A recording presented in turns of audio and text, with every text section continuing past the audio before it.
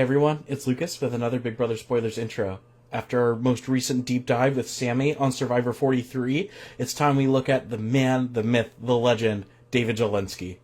Josh sits down with Survivor 46 Jelinsky, the first person voted out of Survivor 46, a player whose short-lived game still managed to spark plenty of conversation amongst fans.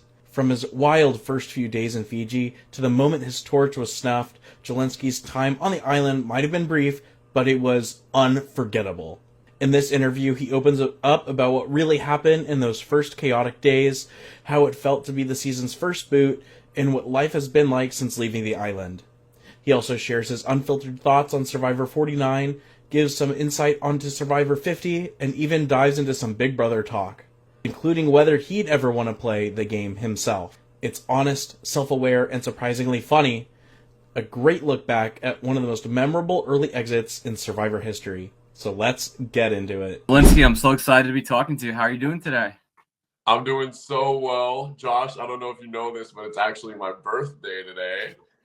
So I'm feeling good. Blessed to see another year, and we're kicking it off in the best way possible. Yeah, I found that out doing my research. I wasn't sure if you were going to tell me it was your birthday. That was the first thing I was going to say. Thank you. I appreciate it. Yeah.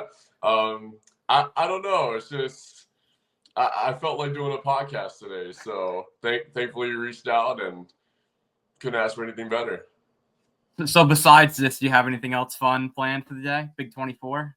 It's gonna be a slow day today. Got some football going on, so got like 10 fantasy teams I'm managing. Gonna be doing that. Maybe put in a parlay if I'm lucky, and see how that goes. But tonight I'm doing dinner with my family, and yeah, that's it. So just a real slow, simple. Oh, actually, hold on. Let me give a little shout out plug here. Tonight is the premiere for the cast, but tomorrow, Live to Give comes out with their 9th season, which I was lucky enough to be a part of, and it was so much fun. The first episode premieres tomorrow, November 3rd, so you guys got to go watch that. It's a great season, and they've really stepped it up with like the editing and everything surrounding production. It really feels like the real deal. Yeah, so let's get into Survivor. It's wild that it's already been over 2 years since your season films. How has life been for you since leaving Fiji? Man, it really is so crazy. It feels like just yesterday, and then as these new season comes out, you think to yourself, oh my God, like that was a lifetime ago. Life has been good. I recently changed jobs, so I'm pursuing an internship with a gaming company called Light and Wonder. They're one of the biggest gaming companies, so I just decided to leave my slot part selling job, which I loved, but I just wanted something with a little bit more growth, a little bit more corporate structure, and I've been doing that on the table side. So I'm in a sales enablement role for table games, which involves like creating sales materials, a little bit of commercial strategy, figuring out how to position our product to make it successful. And yeah, so that's been a lot of fun. I'm almost done finishing my degree at UNLV in hospitality gaming management. Then I'm going to go right back for my master's in hotel administration. So life's been good. Just been taking it day by day and being where my feet are. Was there anything difficult about getting back to normal life after either the filming of the show or the airing of the show, or was it all easy? Well, so I'm a pretty, how would I describe this? I feel like I have like a cadence sort of like coach, kind of like a coach character that it's my world and everybody else is just living in it. Whether that's like conceited, I don't mean it in a conceited way. I mean it more in a things don't really hurt me sort of way. You know, I've got my own vibe going on. And so at first I was totally fine. It was great. But then obviously the show came out and it was pretty rough, especially those first few weeks where the show was like glorifying Q. And I mean, they continue to do that the rest of the season. He's a great guy. But it was hard for me because, you know, everyone looked at me like a quitter. And even in my post-game press, I told people, I said, man, just wait till you see the rest of the season. And yeah, so it's tough. I mean, even today, like people will come up to me and tell me that I'm a quitter. it'll come up in like job interviews, and it's just crazy. So people love to remind me that I quit the sweat task. And yeah, so I mean, I guess I'm getting ahead of myself, but adjusting to normal life, it was pretty easy. The one thing that changed when I got back from Fiji to Vegas was I had like this really weird rash sort of thing on my face. And it was the oddest thing. It was right here underneath my nose, and like it was all on this side of my face. And it turned into like this scab, and I think it was just the climate change. I was in somewhere so tropical, and then I come back to the Vegas desert where it's so dry, and it was a pretty nasty sight. I mean, and after the sweat task, I couldn't wear shoes for a month, so there was definitely a huge transition back to Vegas desert life.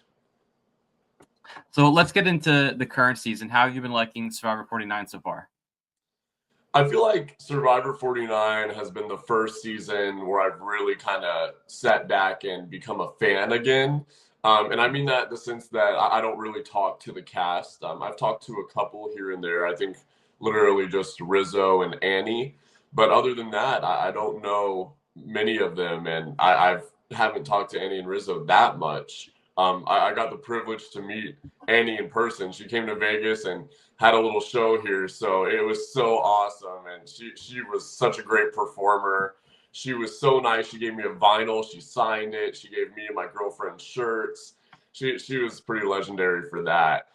So I've been enjoying this season. It's been fun to sit back and kind of be a fan again. Yeah, and I told you I talked to your buddy Sammy 2 weeks ago, and he said it was boring. He said he hasn't been able to get into it so far. Do you agree with that at all? Yeah, most definitely. I mean, you find some characters that you really like, and I actually really applaud production for kind of doing something a little different this season with the tribe formats, swapping tribes. I love what they've been doing with that. But, you know, you hate to see a tribe lose all the time, and you don't really see a lot of gameplay from a lot of people. Like, one of the Sophies, whatever this past episode was, I'm not sure if it was 5 or 6, but she popped back up on the screen, and I genuinely forgot about her. And I hate to say it, but like, you know, that shouldn't be happening in a Survivor season at all. I know they're starting to show her just a little more, but obviously she had that one moment where she told Jeff that the reward sucked, which was awesome because it did. You know, nobody wants that rabbit food. I mean, granted, I lasted 3 days. I'm sure I would have loved it, and I would have been grateful. But she had a point. So we've definitely been seeing the characters that we need to see. That's for sure. That's how I feel about it. We hear a lot from Savannah. We hear a lot from Rizzo. We hear a lot from Sophie B. We hear a lot from Alex. So ask me about those 4 people, and I can probably tell you all about them, you know. But other than that, I'd love to start seeing a little bit more of these other characters. So are those 4 some of your favorites on the season? If not, who is your favorites? So actually, I think at first, those were some of my favorites. Obviously, I got to root for Rizzo because I feel like him and I are pretty similar. But recently, Steven has really been growing on me. I really enjoy watching Steven. He reminds me of somebody I know in my real life. And he's been really fun to watch. I feel like there's a lot there, a lot of strategy, a lot of like social aptitude. He's just very, very fun to watch. I love him and MC. So I'd say they're probably at the top of my totem pole. And it's hard not to root for Sophie watching someone lose so many times and then finally win immunity. And she's such a fun like confessionalist. She keeps it so real, and yeah, she's a lot of fun to watch, Sophie B. Yeah, let's go back to episode 3 when Jake was medically evacuated from the game. What did you think of that whole situation watching it? I thought that was insane, and obviously CBS and Survivor team, they have their protocols, but I think if there were no cameras and if there were no money and if there were no liability involved, I think, one, of course, they probably would have let Jake go back because it would have been his own decision.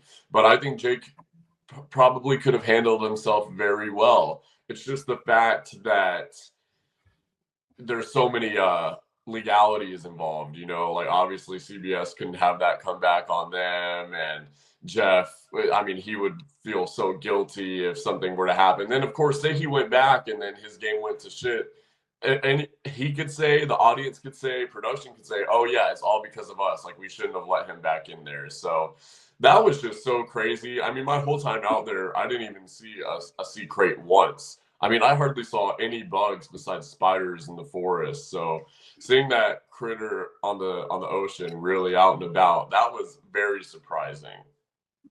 Yeah, and I was actually at the RHP live show in New York City for this episode, and it was dead silent in there when all this went down. That's fun. Yeah. That's fun. Yeah, you definitely got a good episode that you saw that on.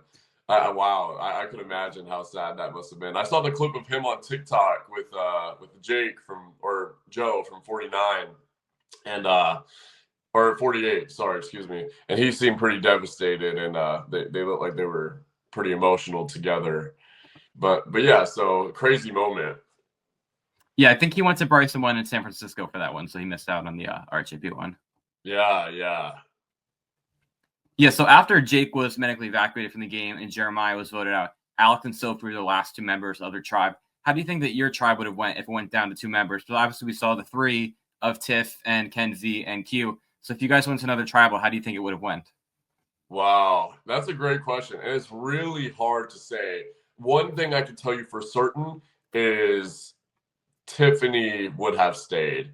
So it was a matter of, would she have rather gone with Kenzie or would she have rather gone with Q? And from what the show displayed at that time, they were pretty wary of Kenzie. However, from what I know, and I could be totally wrong, I mean, I still talk to these people fairly often. I think it would have been safe to say that Kenzie and Tiffany would have been those final two people in the Yanu tribe. Yeah, and this season we also saw that the first time, I believe, of the new era, that they did 3 tribes to 2. So what do you think of this tribe swap? I thought it was awesome. I love that, you know, like I said earlier, production needs tribe swaps. I'm a big fan of them. It was fun to watch. I enjoyed the tribe swaps. Absolutely. And then they ended up switching again from 2 back to 3. Do you think that this was planned, or do you think that they had to put this in the schedule because of the Jake medevac? Okay, yeah. So this is a good question, and I'm not sure what the answer is. Just off of my intuition, I'd probably say this is something that they had planned. With that being said, did I like it? Yes, I ended up loving the outcome. Nothing personal. I just thought it was great television between the Sage and Shannon beef. That was just classic.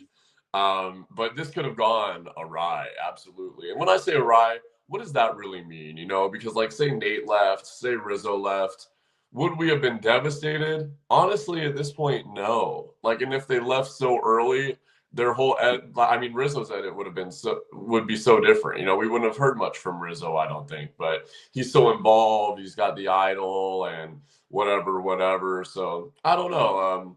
I think it worked out exactly how it was supposed to.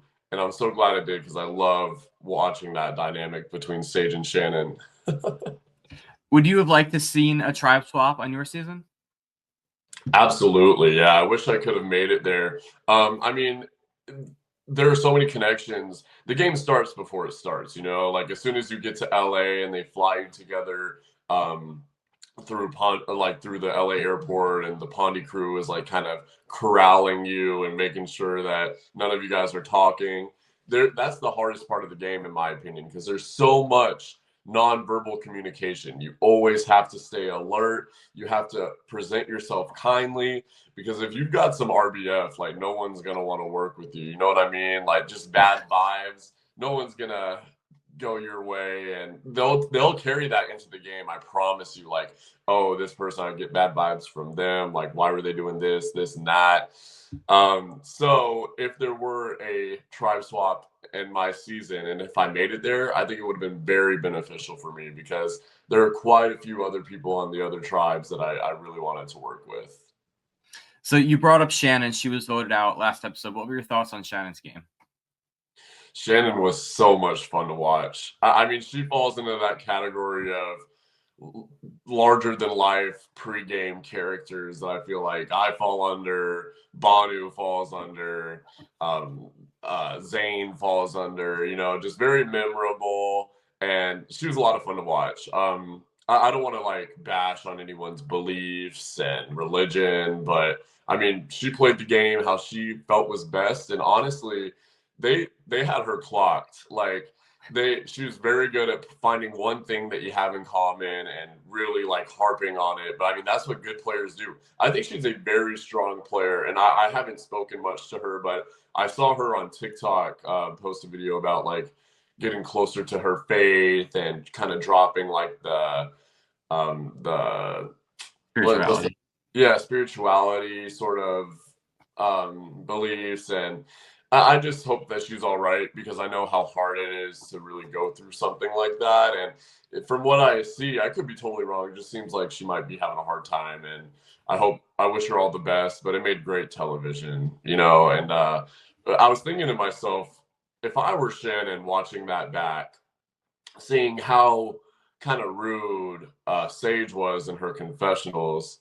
Granted, I will say, like, the audience ate that shit up. Like, that was a lot of fun to watch. It was very funny, but I would have taken that very personally.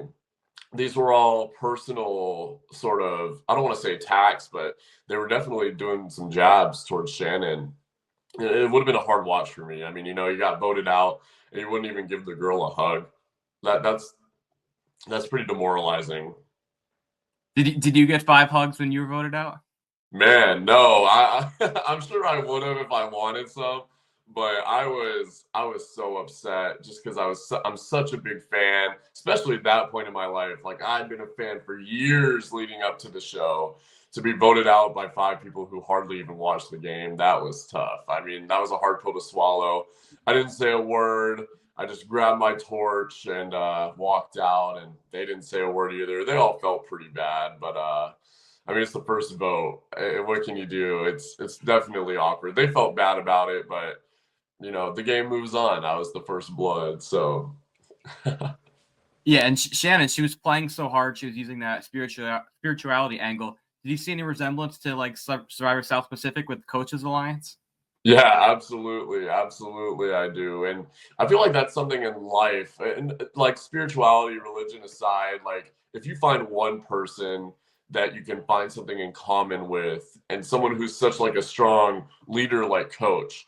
Obviously, we didn't see it as much with Shannon, but if you find someone like that, and honestly, if there's someone like a Sophie Clark on your tribe who's able to kind of, I don't want to say corral you, but kind of like lead you and mold you in the way that they could use you to their game. Someone like Shannon could have made it very far, and I look back to my season, like if someone kept me around, such a larger than life, or Banu, larger than life personality, and you just kind of knew how to reel them in and keep them aligned with your plans, whatever. That's someone you could really take advantage of it, like Final Tribal Council. I think that a good example of this would be like Sam and Andy.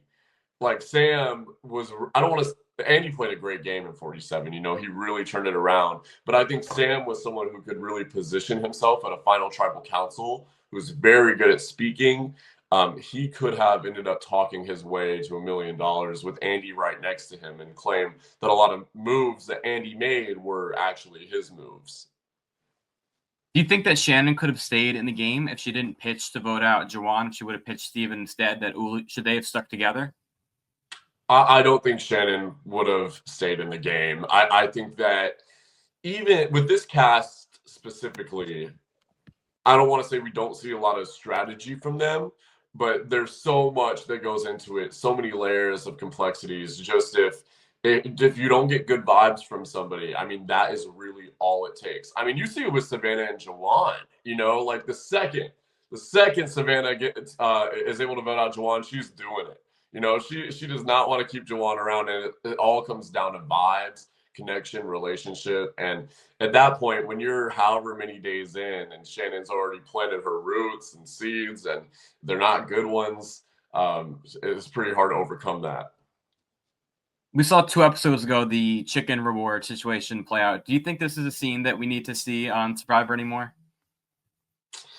I think that this goes back to what Survivor originally was. And I think that a lot of people love that version of Survivor, you know, back when it was like the second highest viewed television show in the country or in the world or whatever. I think it was the country, but you know, only second to the Super Bowl. Like that's just a insane statistic. And that's one of the elements that people loved about Survivor was the actual survival aspect of it and the challenges. So granted, that's not what I like. I love the strategy. I love the social politics, but I think in this new era, maybe once was enough. It was a pretty emotional scene. I think that that was the best part about it, seeing these people break down and how sensitive they are to taking life when they're suffering out there. So that was, I feel like that was a special scene. I'm glad we saw it, but maybe just once. Does anyone on this cast remind you of yourself or anybody else from your season? Ooh, I mean, obviously Rizzo with myself. I see a lot of myself in Rizzo. Jawan and Tim are very similar, kind of nerdy, goofy, lovable characters. I'd say Tim was a lot more fatherly, but I think they both have a little bit of playfulness about them. Let's see. I think Nate and Hunter are very similar, just very grounded individuals. I'd say Hunter keeps us cool a little bit better. Something that was fun about Hunter was I love seeing him like kind of shrug to the camera or like put his hand in his face and complain about people in confessionals. He never really did it in person. I was surprised to see Nate lose his cool during the challenge with Rizzo when he told him to shut up. That was hilarious. And that's something I didn't expect from Nate, but I see similarities between him and Hunter. Obviously like some powerhouse women. I see like Savannah.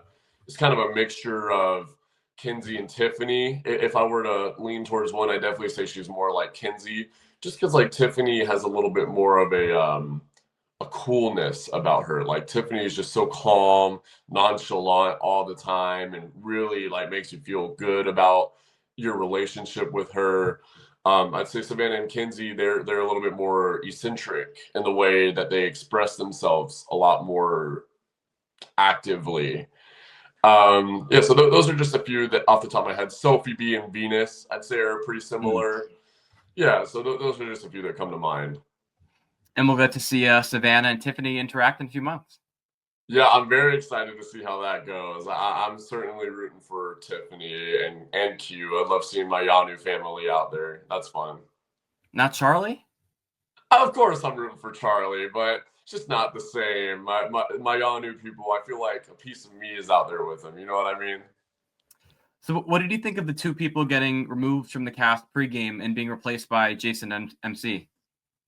This was fun to read, and I was shocked hearing about it. I was hearing like a few rumblings before the season started. I was like, okay, like what does that really mean? You know, people were telling me, and I didn't think much of it, but it must have been really bad what they were doing, because I'll tell you this, 46 pregame, there were some folks that were chatting it up. I'll tell you that for sure. I won't name any names, but some of them were wild. And some of those people were Jim and Q. I know I said I wouldn't name any names, but they were very socially active in pregame, constantly communicating with people. Like it was just nuts. And people were like looking around like, are these people serious? Like they're doing so much talking right now. Shaheen, our alternate, was very vocal pregame, but he had a reason. You know, he was looking to get people to slip up and kind of lose their spot so he can take it. So obviously he had, every reason in the world to be hyperactive and vocal during pregame. So I can imagine what these people were doing. I hear that they were sneaking off at night, meeting like in rooms and tents. And I don't want to like change the story, but this is kind of what I'm hearing. I mean, basically wherever they were meeting, I don't know. I don't know if they were canoodling. I don't think so. But with that being said, like you're never going to get another shot to play this game again because of it. And I'm sure they're sick to their stomach. And I'm sure that they now hate Survivor. Like I would be infuriated. And if I were them, I'd probably try to re-enter the casting process and really ask for forgiveness and give me another shot, because this is a once in a lifetime opportunity, and it's really a shame that they had to learn it the hard way, that there are rules to this. Yeah, so the two of them clearly made the pregame interesting. So do you think the season would be more interesting if the two of them were on the cast? Yeah, it very well could be. And we don't know who these people are, right? It's not confirmed. I don't think so, yeah.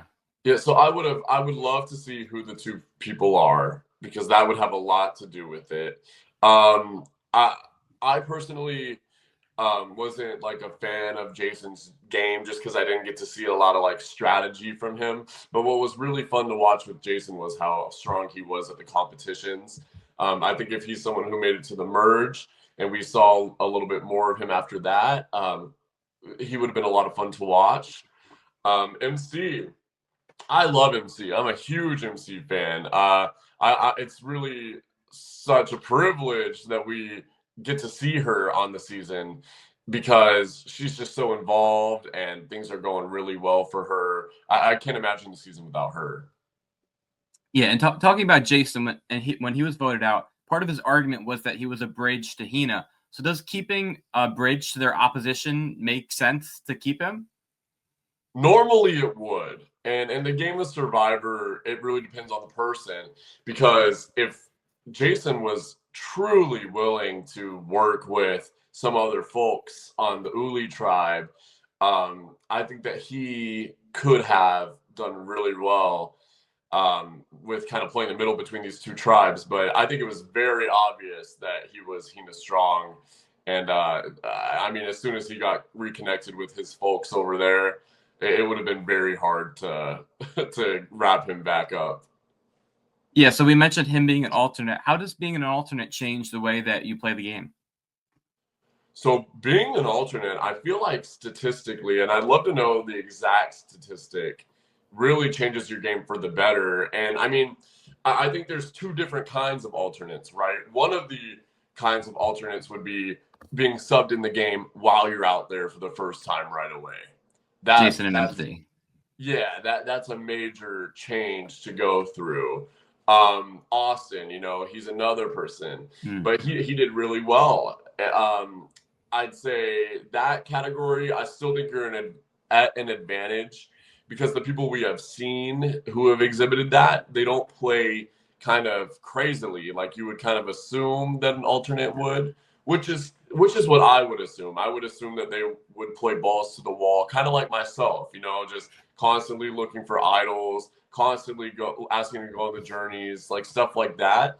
But we've seen a lot more of a calmer approach, and I feel like they're more grateful to kind of get to know people and learn about them and really take the experience in for what it is as a whole. And the experience is not looking for idols, going on journeys, strategizing, which it totally is, but I would say the larger part of Survivor, and if you want to do well at Survivor, is getting to know the people you're out there with, being friendly with them, really you don't talk to production that much, but taking in production for what it is and who they are, and really soak in them being there. And that's the opportunity. And I'd say the other kind of alternate there is people who are in the casting cycle for years, and people who get out there as an alternate and then they don't get to go out and play that year. Those folks, I feel, do really well. And just the two off the top of my head are obviously Rachel and Shaheen. They have so much time to reflect on what they would do once they hit the island.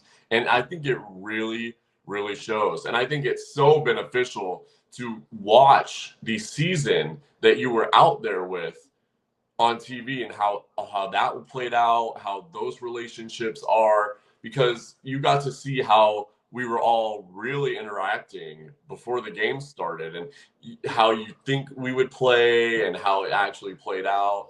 You get to really analyze that and figure out, okay, so let me not do this. Let me do something that this person tried, and yeah, so on and so forth. But I think those players are the real advantage. Yeah, and another one that comes to mind is Kelly from 45. So you agree that these alternates, when they come back for a second time, they have a huge advantage?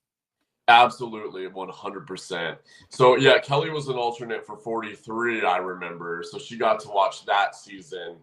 And obviously she was a threat to win the game. When you think of new era, early, I don't want to say early outs because obviously she made the jury, but she was someone who was positioned to win the game, and she was a strong player. We all saw that. Her confessionals were great, and to your point, she got more time to reminisce and really think about what she'll do when she's out there, and she did really well. And she was my winner pick, so I thought in her. Yeah, she's great. She's great. I hope that we get to see some sort of second chance season again. I mean, there's so many great people that they cast that the story is just not over with them, and Kelly's one of them for sure. You're just saying that because you want to call Jelinsky, right? Oh yeah. If they call me right now, Josh, in this interview, I'm going. Like, I'm packing my bag and I will be out there in 5 minutes. I really want to play the game again, but we'll see what happens. Yeah, and another alternate who had to come back to Fiji was Sage. That she was an alternate for 47. So, and you talked about how Shannon and her relationship. What did you think of Sage? I actually forgot about that until you just mentioned it. So Sage, I mean, also to that point, I think that her being an alternate is proving evidently well. She is playing the game the correct way, and I don't mean strategizing super hard. I mean kind of the opposite of Shannon. I think Sage has a little bit of social awkwardness to her, which is actually why I find her so interesting, because she didn't have an immediate connection with her original tribe mates, and as the game is kind of going on, she's finally like figuring out where to put her feet and kind of dig into relationships, and things are going really well for her. And I think that that's something that alternates are really good at doing, is taking in the experience. And I don't mean participating in all these advantages and challenges. I mean being there with the people you're there with. For better or for worse. I mean, with Shannon, that's the worst part. Yeah, and you mentioned before how Sophie asked, you kind of forgot she was on the season. Do you think that we need two people with the same name on a season? There's been 49 seasons. Do you think we can not have two people with the same name on the same season? Yeah, and you would think that, I mean, I don't know why they did that. I mean, I guess they wanted to try it, but this was just, it was honestly ridiculous. Like, it's not worth it from a production standpoint. It's really not worth it. You get I mean, I'm sure the Sophies are like cool in real life, but I mean, we just saw the confessional of the one Sophie saying, I'm the better Sophie, screw that other Sophie. Like, I'm getting confused here. From an audience perspective, especially not seeing one of the Sophies at all compared to Sophie B, who we see all the time, that's just silly. Like, it's not worth it at all. And especially like in retrospect, when you're having conversations about the season after it's finished and you're talking about a Sophie, you would never think of Sophie S. You know what I mean? And it's just like, that's just the reality of it. And I think the way they differentiate them is Sophie B spells it without an E at the end. Do you think that's how she actually spells it? Like, I have no idea. And honestly, yeah, I feel like Sophie would spell her name like that without the E. So what happens if they both get to final tribal council? I mean, what do you write down when you're voting for one of them to win? Like, that is a great question, and it's so funny you ask that. It's a great question. I guess you would put like blue Sophie, yellow Sophie, you know? And it's not like you where you went by your last name in the show. We don't know from the show either their last names, so. See, that would have been a better idea, because I think Sophie B's last name is like Bilardi or something like that. Like something that kind of, I don't know, like one of them could have went by their last names for sure. Jeff should have done that. What the hell? Yeah, and speaking of Sophie B, we saw last episode she got the knowledge is power advantage. Do you think that this is going to make an impact in the game later? I do. Sophie B is playing an amazing game. I think that I think it depends on the person who receives it. you know, and I think she'll do really well with the advantage. She's got such a great head on her shoulders, and she'll do really well. Yeah, when I talked to Sammy, he was very high on Sophie. Sophie was winner pick. He could not tuck up Sophie. He was very high on her. This guy loves Sophie. I mean, he even tells me all the time about Sophie. Like, man, Sophie's just the best. I'm like, okay, man. I get it. You're a big Sophie fan. Yeah, he's rooting for her hard. But yeah, we've seen a lot of her. She's playing that tremendous game thus far. I mean, I don't think it's so much. I love the confessional we saw of Savannah talking about Sophie, how she's just one of my girls back home. Like, she's someone I could really picture myself hanging out with. I don't even think it's so much that. I think it is. That's who Sophie is, right? But Sophie is really good at knowing how to present herself, right? She knows who she needs to be to who she needs to be. And that is so important. I think she's such a strong player, and this is not the last we're seeing of Sophie B, I don't think. I think if she doesn't win this season, she'll definitely come back for another season. I promise you that. If you were on the season, who do you think that you would have wanted to align with in the game? It always changes. I would really have to be out there to figure it out. But from what I see, I would. It's funny. If I were to go back and do Survivor again, I would play a lot more like myself. And what I mean by when I say that is, obviously, I'm such a huge fan, and I did play like myself the first time. I just wanted to participate in everything, really enjoy it, and that was my version of being present. However, who I really am is I love to listen. I love to be friends with everybody. I love to kind of be a neutral zone for folks. And so with that being said, I feel like I would have been a little bit more alert. And with this cast, I would have enjoyed being in a working relationship with some folks like MC, Steven, to kind of keep me grounded, and a good group of folks that I can move through the game with. I would have loved to work with Jawan, just because he's someone that's not really high on people's radars, and he's kind of annoying people. I would love, you always got to keep someone like that around. The longer you can keep someone like that around, the more they're doing to annoy people. And that, like Banu, for example, I would have loved to have taken Banu into the merge. Yeah, so probably Jawan, MC, and Steven would have been the folks that I really, really would have wanted to work with. So who do you think is playing the best game, and who do you think is going to win the game at this point? So from what we've seen so far, and all of the tribal councils that people have been to and we've seen, I think Alex is playing an amazing game. I think he's very, very smart. I think he knows how to work people. I think he knows who to work with at what time. And Alex is one of those people that you see and he's a threat, but he still will make it far in the game, and he'll still do well. So those are the vibes I get from Alex, and I think he'll just be so well connected that it'll be hard to kind of get him out of there. He reminds me of someone like Shaheen. Also fits this boat. Kyle fits this boat. Who are some others? Kinsey fits this boat. D fits this boat. So Alex, I think, is playing a very strong game. I've been really impressed with him so far. Obviously, Savannah seems very well connected. High on her as well. Sophie B, I think, is a front runner. And I'd say my two dark horses would be MC and Steven. I think they're both very smart. And MC, I think, has a little bit more going for her than Steven does, in the sense of being less of a threat, because MC is very good at lowering her threat level, I feel, and kind of connecting with folks that Steven might not necessarily be able to, in the sense of, like, Steven is a little bit more outwardly strategic. Like, you would get that vibe from him. MC, you wouldn't necessarily, I feel, is more trustworthy. Like, you would trust your life with MC. And is there anything else about 49 you want to talk about before we get into your season a little bit?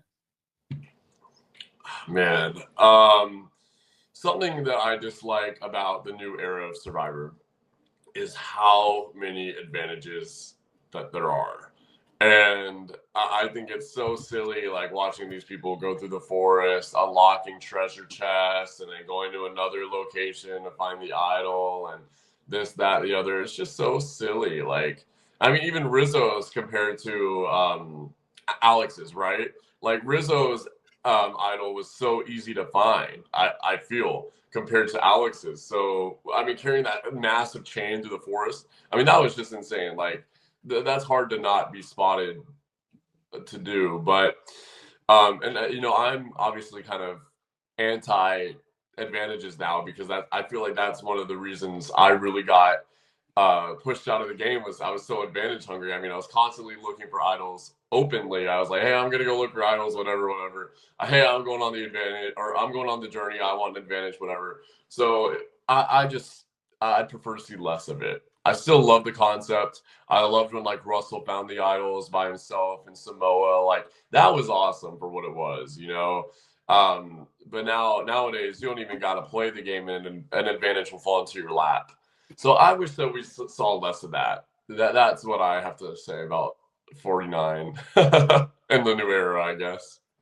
So how did you end up on Survivor in the first place? What is your casting story? How many times did you apply? Yeah, so I'm a huge reality TV fan. Survivor was kind of a game that interested me more in the game aspect of it all, just because there's so many layers of complexity. I love that, you know, not everybody is safe all the time. Like, you're always on the chopping block, and you always have to have your mind spinning in Survivor. So I grew up watching these shows. Big Brother, I was a huge Big Brother fan. I actually started out watching Big Brother. And then I remember watching Kagai on, and I was like, oh my God, like this show is amazing. And then I kind of fell off of Survivor a little while. Then, of course, the pandemic hit, and I got back into it. And then I actually got back into it with watching Samoa. And I remember I was hooked. I was like, because I hadn't seen this season live. I was like, oh my goodness.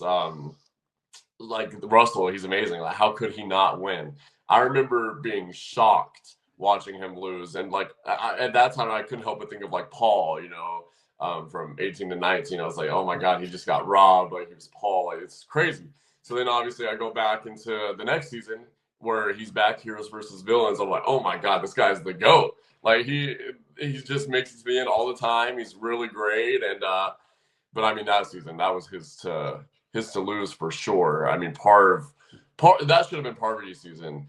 All respect to Sandra, but Cassandra's amazing. She's a great Survivor player. But if you ask me, Parv should have won that season. Russell didn't have a shot compared to those two. So yeah, I got into Survivor again during the pandemic. I was hooked, and so I started applying as soon as 2020 hit. So I freshly turned 18, and at that point, 16-year-olds couldn't apply for the show yet. But I remember watching Winners at War live with my grandma. And then at the end of the season, Jeff was like, all right, all you kids, we hear you. We want you to apply. If you're 16, 17, go ahead and apply now. Let's get you in our system. So I was like kind of heated about that. But so anyway, I started applying in 2020, and I heard back, I believe it was December of 2022. I think it was December 13th, 2022. And at that point, I'd already filmed. So 2020, 2021, 2022, I filmed 3 audition videos. And then 2022, I decided to apply again. I didn't hear anything. So I made another video because I just felt like it was right in the stars. So I was like, this is my time. So I just got out of the shower. And I filmed a video. I said, the first video I took, I didn't have any clothes on. I just had a towel on. I was just speaking my mind. I was like, dude, like, I need to be on this show. Then I was like, okay, let me get dressed and do it again.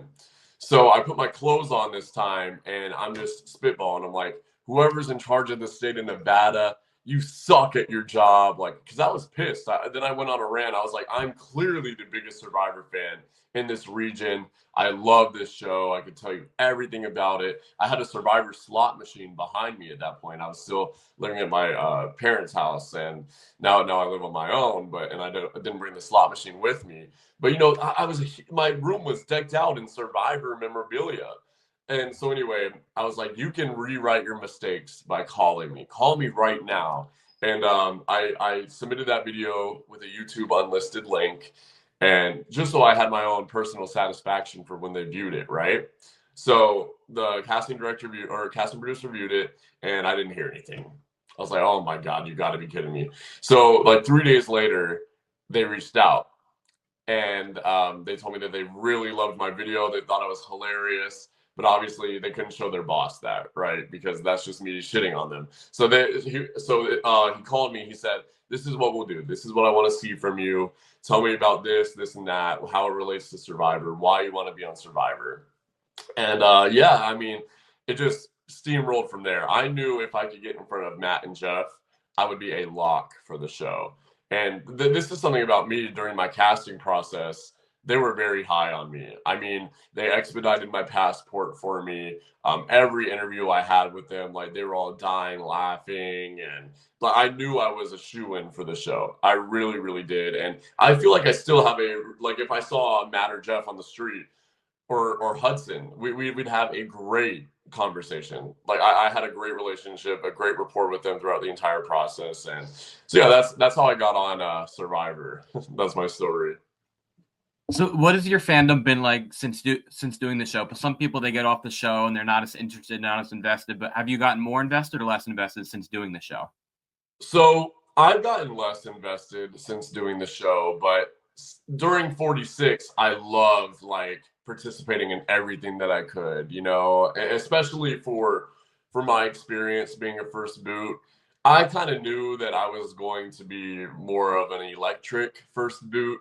You know, I was involved in everything, and there was so much they didn't even show, Josh. I mean, the very first time we all spoke to each other was during the Matt chat, during the marooning, and they didn't put any of this in the show. But Jeff said, "Guy in the back, what's your name?" I said, "Jeff, my name is Jelinsky." And he said, "Is that a first name, last name?" I said, "Jeff, that's my last name." He goes, "That's an interesting choice. Why are you going by your last name?" I said, "Jeff, let me tell you something. All the legends in this game go by their last name. And I'm putting my hat in the ring." And everyone in that moment was like, "Oh my God, like this guy just called himself a legend. This guy's nuts. What's wrong with this guy?" And then Jeff goes, "Wow, calling yourself a legend on day one, that's some pretty big shoes to fill."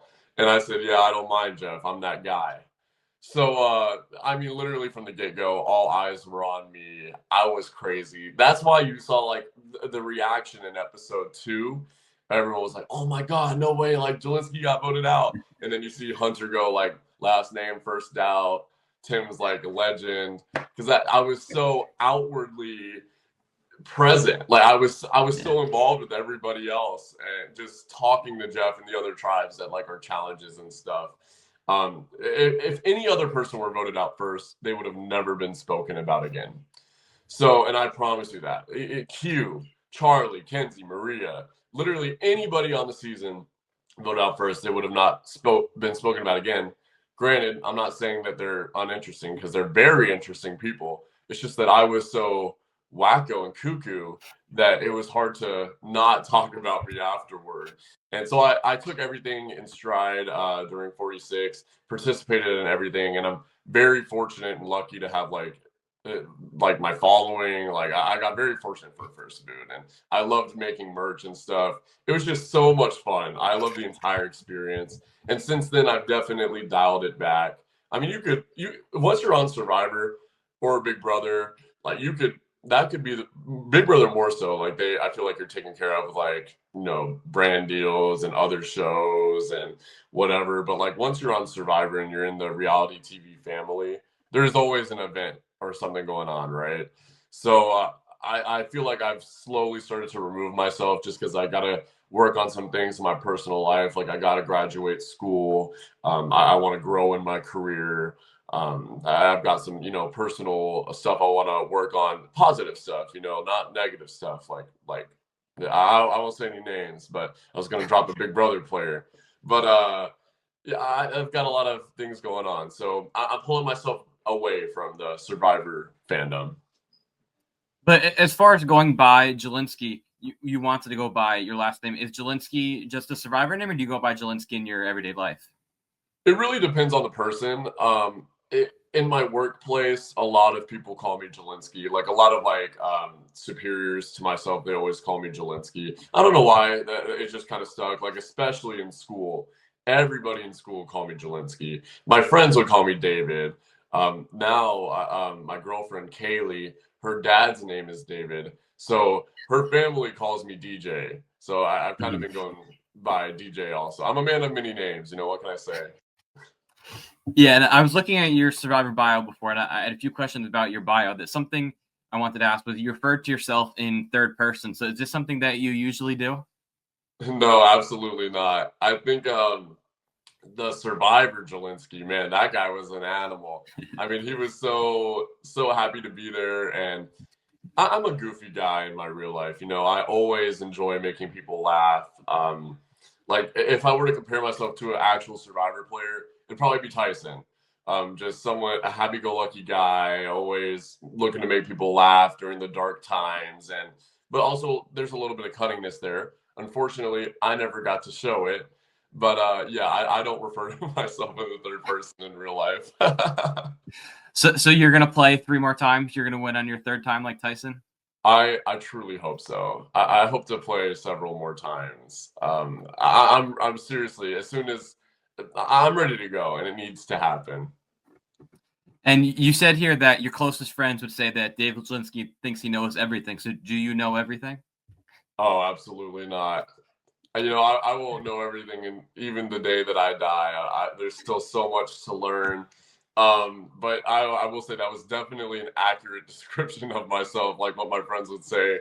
I really don't like being wrong. That's something I've really worked on.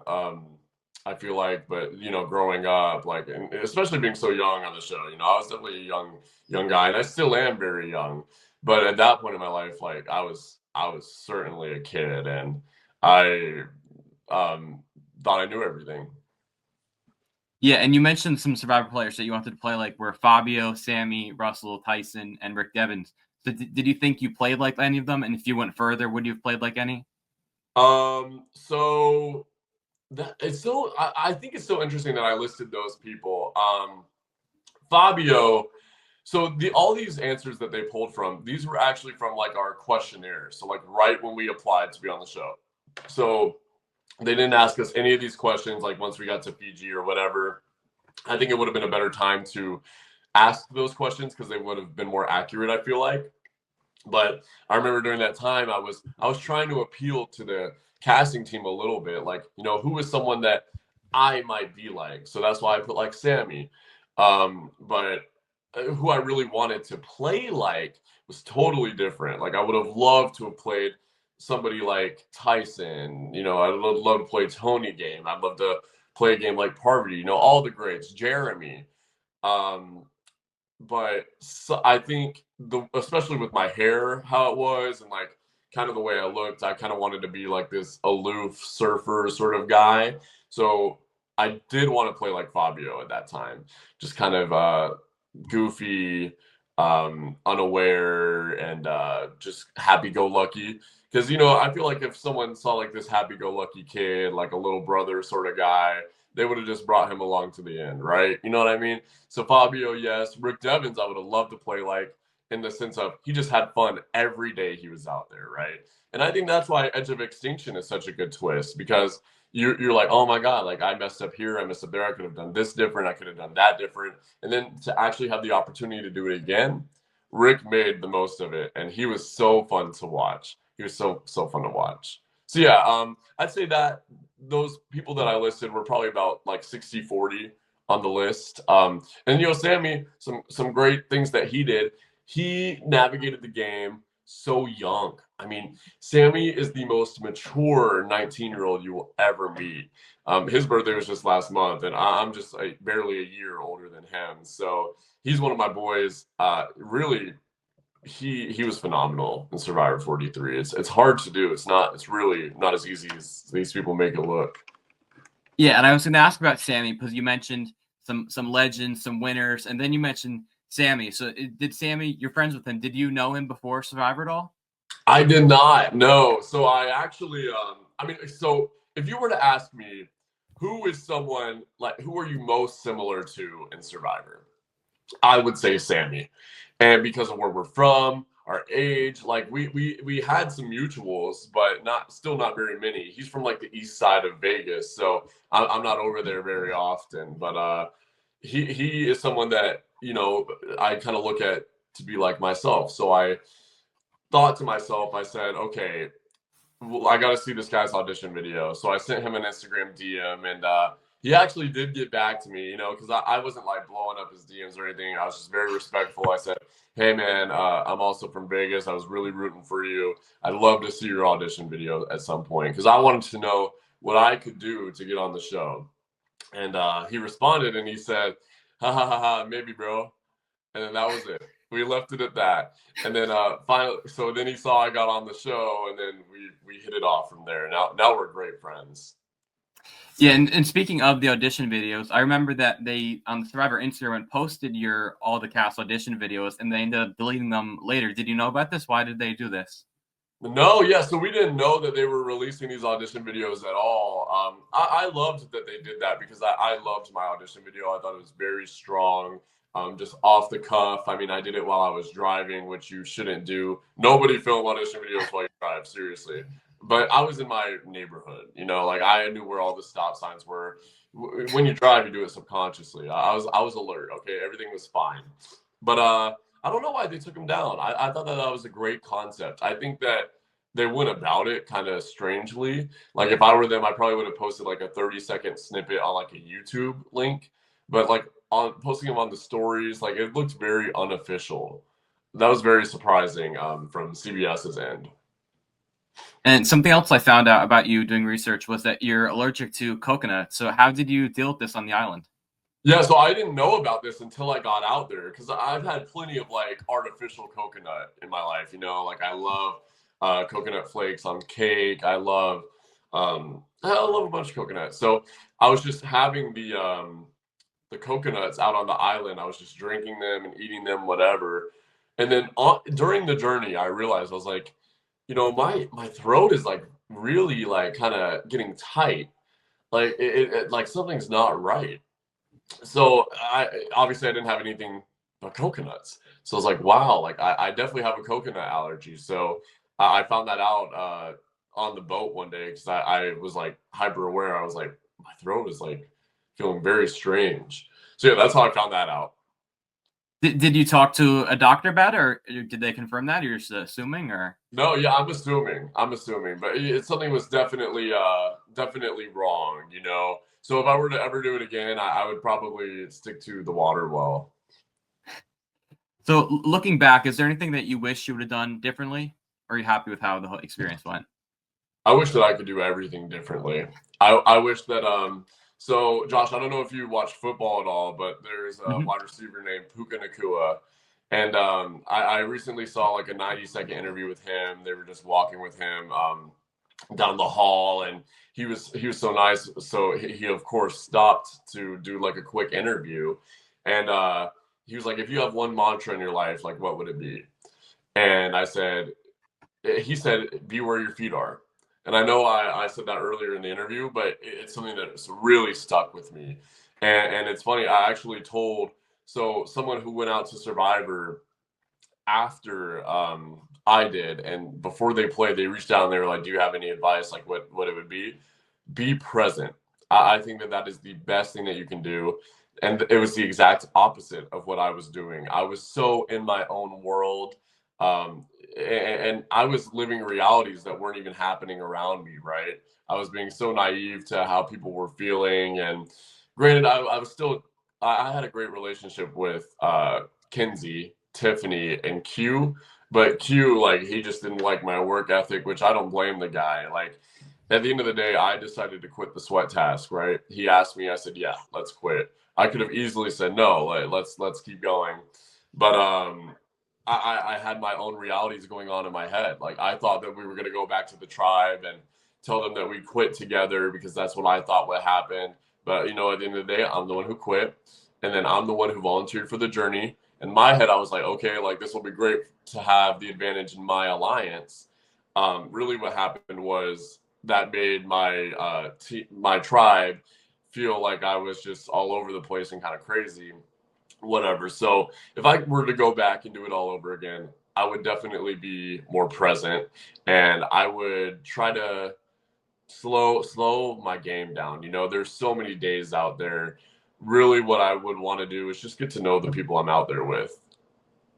Yeah, and speaking of the sweat task, do you look back on Q a certain way that he eventually ended up people saying quitting the game when he was being asked to be voted out? Do you look at Q a different way after that? Not really. I actually look at Q like I would expect nothing less from Q. It's Q's way or the highway. He's so charismatic. He is a once in a lifetime person that you will ever meet. And he's one of those people, like, for example, if he was the one who, quote unquote, quit the sweat task, they probably would have loved him. They probably would have been like, oh my God, like, he's hilarious. I totally agree that task was awful. They weren't finishing that. But it's the way that Q goes about it. He's very charming, very charismatic. He knows how to get you on his side. And even like hide and seek, right? When he had hide and seek with the tribe and Hunter hid in the tree, and then Q was like, oh man, like if Hunter's willing to hide in the tree for a hide and seek, what's he willing to do to hide in the game? He could cancel Christmas. We got to get him out of here, right? Like that. He's just such a different thinker, and it's so fun to watch. But I guess, you know, all in all, if Q tried to quit, they would look at him and be like, oh, he wasn't really trying to quit. That was just strategy. If I tried to quit, they'd be like, oh my God, this guy's a quitter. What a wimp. Get him out of here, blah, blah, blah. So there's like a little bit of a double standard, and it actually comes from the edit, how the story ends up playing out. You know, Q ended up doing really well in the game, so they're going to show him in a good light. I ended up looking like an idiot, so they're going to show me like an idiot. So you being such a big fan of the game going in, was it a tough pill to swallow being the first boot? Oh my gosh. So weirdly, when I got voted out first, I felt a strange sense of calm. And I hate to say it, but my entire family told me that I was going to be the first person voted out before I went out there. And I think that they kind of spoke that into reality. And I don't want to blame them, you know, because I'm in charge of all of my actions. But there's something about when I got voted out, it didn't surprise me. Like, I was kind of expecting to be voted out first. But, you know, as time went on, and the more time that passes, the more I regret it. And it's honestly so haunting. Josh, I swear on everything I love. I'm trying not to swear anymore, but I promise to you, last night, I dreamt about Survivor and being back out there. So, yeah, like it's hard. It's so hard. I wish I could go back and be fortunate enough to do it again. And the moment that you're probably most well known for is the several means 7 moment. Do you think that this would become such a meme it was? No, it's so funny because I was doing so many crazy things out there that was the last thing that I expected to become such a big thing. And I understand why it's funny. I mean, it's so funny. And I basically what I was trying to say, and I was doing a very poor job at vocalizing this out on the island. I was trying to say, you can't say something takes several hours and then give us 4, because several is not a quantifiable word, right? It could mean anything. Like literally the definition, which Soda was so funny for this. Like when I said during our immunity challenge, I was like, in my book, several means 7. And then Soda's like, no, several means more than a few and less than many. Like, damn, girl, what are you, a dictionary? She had the exact definition. Like, that's the exact definition of several. So even that, the definition is more than a few, less than many. How many is that? So, but what does few mean? What does many mean? So right, exactly, yeah. I think we can agree, like, few means 3, a handful means 5. Several means 7, many means 10. I don't know. That's my chart. It makes sense to me. And so that's what I was trying to convey to them. I was like, you can't give us 4 hours when it will take several hours. Then you have to give us like 7. I agree with you. So I love it. I know I liked you. So let's go back to the pregame of your season. Was there anyone in pregame that you pegged that you thought could win the game and was a big threat? Yes. So Kenzie, I feel like everyone kind of thought Kenzie would be a strong player. She gave hard vibes from off the plane. Who else did I think would do really well? I mean, you were right. You were right already. So Yeah. Kenzie, I thought would do really well. Man, I remember I made a video about this on my TikTok. Oh, Tiffany. I thought Tiffany would do really well. And she did pretty well. She did fairly well. Who else did I do? I remember who I thought would do really bad. who was that? I thought Jess would do bad. I thought Banu would do bad. I thought So you had great reads. I would think. Thank you. I appreciate that. Those were some folks that I thought would do bad. I wish, now that I'm so far out, I kind of don't remember as much. But if you guys are interested, and if you're interested, Josh, you can go to my TikTok. I made like a ranking video about it. And I had great analysis. Sometimes I'll go back and watch the video. I was like, damn, like that is what I was thinking in that moment. Yeah, so the alternates for your season we mentioned before were Rachel and Shaheen. How did you think that they would have done if they were on your season? Oh man, everybody thought Shaheen was like an enigma. Like his energy was off the charts. Everyone was looking his way all the time. He was always stirring up some trouble, and Tevin actually said it best. If you go back and listen to like the RHAP deep dives before the game started, Tevin describes Shaheen as a snake charmer, and it was such a great description of him because you could see him playing his little instrument, whatever is that a flute? I don't know. What is that? Harmonica? No, it's like something like some sort of like snake charmer instrument, and he's got like this luscious beard, this suave curly hair, and these green like piercing eyes. Anyway, Shaheen, I think he would have either done really, really well or really, really bad. Because I think that he would have been socially aware enough to turn it around because he was only behaving that way because he was trying to get us to lose a spot. But I think that Shaheen would have done really well, actually. And Rachel, I think she would have been out in the pre-merge.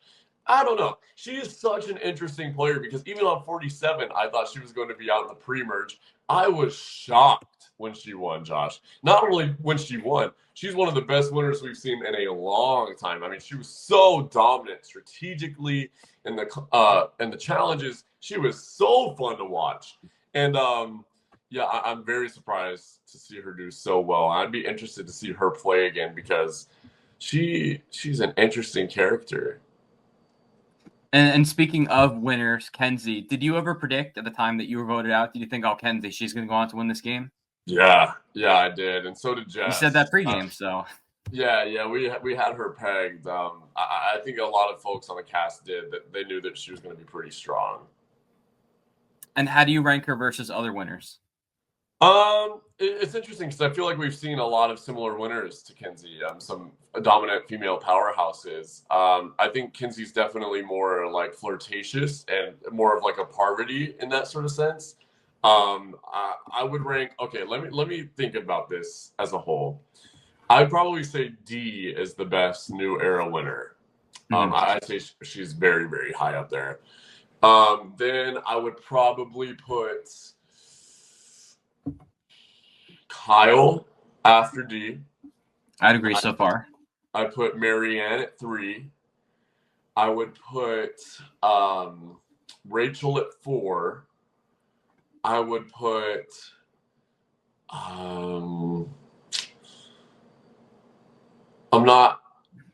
The next two I have would be Erica and Jam Jam. Oh, Jam. See, and I forgot about Jam. It's really hard to list them, but I'll tell you this. I think D is clear-cut, far and away, the best new era winner. And what about Gabler? What do you think of Gabler? I think Gabler is a amazing guy. I've had the opportunity to hang out with him a few times. Really, really cool dude. And something you actually don't know about Gabler, like something you wouldn't realize watching the season, is how social he is. Like he's one of those people who could just hang out with anybody, relate with anybody and really make you feel like you're in a great relationship with him. So Gabler did a lot of work that they did not give him credit for. But if I were to rank my boy Gabler, I'd say he's probably around the middle of the pack. Yeah, I've met Gabler, and I would agree with everything you said about Gabler. I've met him, so he's cool. Yeah. Isn't it? So with that season, like Jesse, obviously they had to show a lot of Jesse, right? I mean, he was an amazing player. So fun to watch. But yeah, just didn't have enough. Gabler's story wasn't the season story, you know? So how do you think that 46 as a season compares to other seasons of the new era? Oh, I think it's far and away the best. I think that even the more time that goes on with 46, and what makes it so special is the cast. We're all everyone's unique, right? But this cast was perfect. And if there was any cast to win an Emmy, I'm not gonna lie, it should have been this one. Like, we were so fun to watch every single episode. Even looking back, I'm trying to figure out how to say this without like sounding like a arrogant douchebag. You know what I mean? But the pre-merge in 46, like, it's so memorable.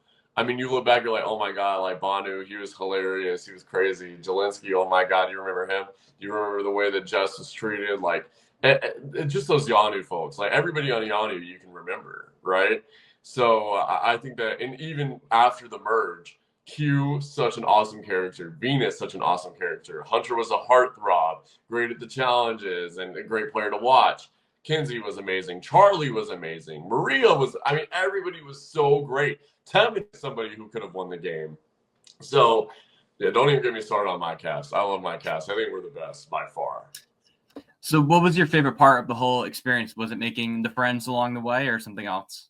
That's definitely up there. I would say personally meeting Jeff, and honestly everything that's come afterwards in the positive sense.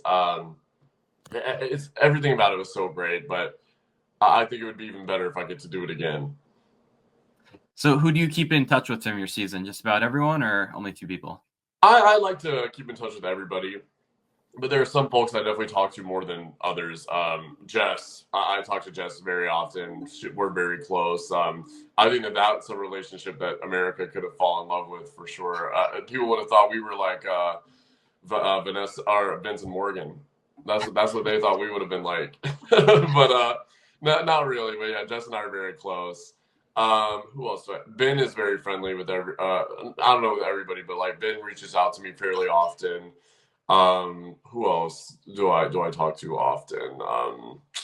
Hunter, talk to fairly often, not that much. Q, honestly, talk to Q a lot more than I talk to any of these other people. Yeah, so I don't know. It comes and goes. Like, I talk to Kinsey a lot too still, but if there's one person, it's definitely Jess. Yeah, some casts like 47 are very close, the whole cast in general. Is your cast like that at all, you think, or not really?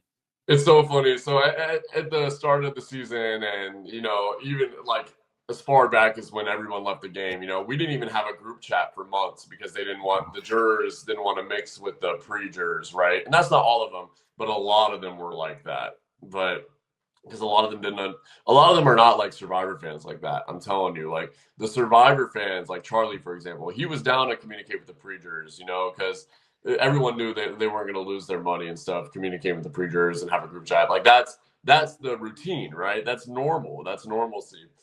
Some of the jurors, I won't name names here, but like they're like, nah, like we're not losing our money. We're not talking to the pre-jurors. We're not telling them anything that happened. So we knew what happened the whole time because someone had a FaceTime call with someone and we were all listening in, right? We had a Zoom call where we were all listening in on the D. So we all knew Kinsey won and whatever. But we didn't really know until they finally, like 3 months later, came around and decided to all join a group chat. But that was the past. I'd say now, and you remember during the season how active our Twitter was, how we were vocal against each other and whatever. I'd say now we're all pretty close, and that brought us together strangely. And what about people from other seasons? So obviously, you mentioned Sammy is a close friend of yours. So what about other people? I'd say Sammy, Bryce is really, really Mhm. an amazing guy. Something great that Bryce and Wen do is they're really good at bringing you into the family. And I love them for that. And I hope that they never stop doing the watch parties. But Bryce is a great person to be in your life. Who are some other folks that I talked to? Brendan Donlin wished me a happy birthday this morning. He's great.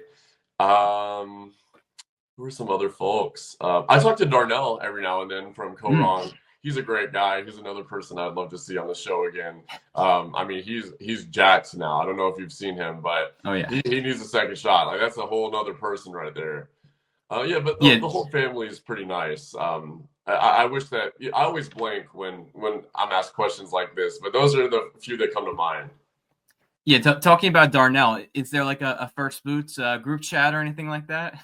Oh man, there's not. But there should be. There should be. What's so funny about the First Boots is, I mean, they're so different, right? Like, imagine Nadia, myself, and I'm not counting the 17th placers. You know, they don't count. Mhm. Like, if there's a Yeah. medevac and then you're voted out first, but you're really 17th place, you don't count. Like Zach Wertenberger. Yeah, like Zach would be one of them, or like who's another, like Maddie would be another one. Mhm.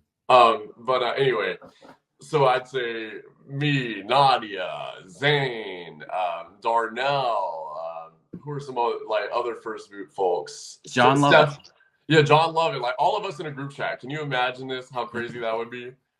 We're So all. you're telling me you're not pre-gaming for the eventual First Boot season?